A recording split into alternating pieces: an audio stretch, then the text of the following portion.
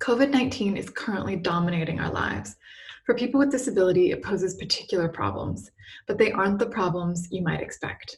So I'd like to dispel a couple of myths and offer some advice on what could be done better. Commonly, people with disability are thought of as inherently vulnerable. They're not. People with disability are strong, resourceful, and resilient. However, they're often made more vulnerable by social and environmental factors. This is not inherent vulnerability. This is vulnerability created by deeply embedded discrimination and prejudice that leads to social exclusion. For example, people with disability were not taken into consideration when many buildings were created. As a result, people with disability are sometimes disadvantaged because they cannot move freely and use some buildings in the same way that people without disability can. Where there are only steps and no ramps, people with disability who use wheelchairs are disadvantaged. Where there's no accessible instructions or maps of building layouts, people with some forms of cognitive disability may be disadvantaged. This disadvantage can cause multiple forms and multiple layers of vulnerability. Greater vulnerability to others because you become dependent on others in assisting you in these inaccessible spaces.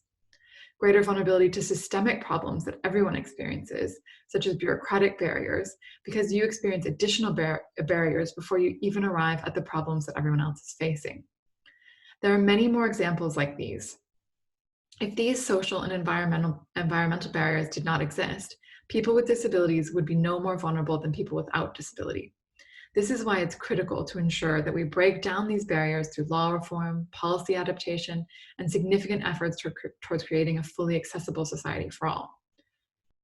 In a crisis like this pandemic, it's our responsibility to ensure that all members of the public are equally protected.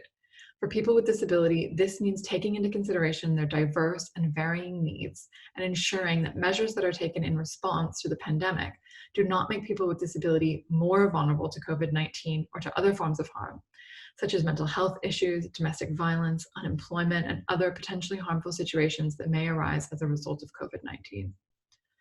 There are many people with disability that are fit and healthy and do not have any greater physical vulnerability to COVID-19 than others.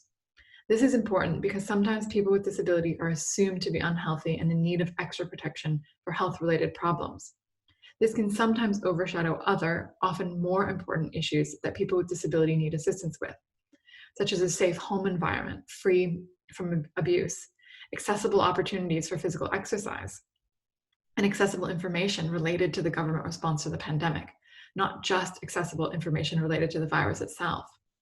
People with disability need access to healthcare and protection from the virus on an equal basis with others, but they also have many other needs that should not be overshadowed by the pandemic.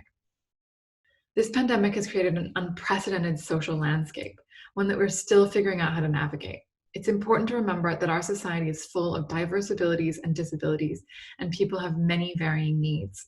We can't ignore the many varying needs of people with disability and only focus on their health needs. Overlooking other needs can create vulnerability. We need to do our best to break down all social and environmental barriers to ensure that people with disability do not experience greater vulnerability to harm than others, health-related harm, as well as social, financial, physical, and other forms of harm.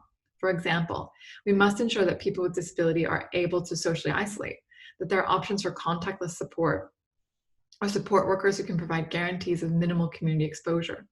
We must ensure that all information related to COVID-19 and the government's response is provided in an accessible format, is made available to people with disability, and reaches people with disability. We must ensure that people with disability have access to groceries and essential services. We must also ensure that people with disability have access to transportation to employment and education. We must also ensure that there are accessible and available methods for people with disability to report domestic violence and other forms of abuse, and that there are options for alternative shelter and care where needed.